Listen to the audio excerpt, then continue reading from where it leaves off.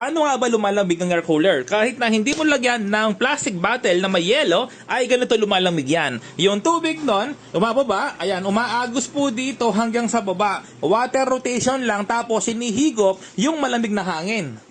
Sa 1,549 pesos, meron ka ng air cooler. Sobrang init ng panahon, summer na. Gumamit ka ng air cooler, alam mo kung bakit? Kasi nga, parang konsumo lang yan ng electric fan. Meron siyang 54.5 watts or 54 watts. Ganyan po siya katipid, mga ka-repairman. Ito ay nilalagyan ng tubig, nilalagyan ng yelo, kaya malamig yung hangin na lumalabas. Number 1 pa lang yan. Number 2 natin, number 3 natin, at pwede yan iswing.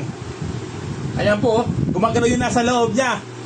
Dito sa likod, nilalagyan ng tubig. Tapos, ito naman, yung plastic bottle, lalagyan mo ng tubig, ilalagay mo sa freezer. Kapag matigas na, ilalagay mo sa taas para malamig ang kanyang lumalabas. Ito, dalawa yan, pero maraming spare dito para hindi ka maubusan.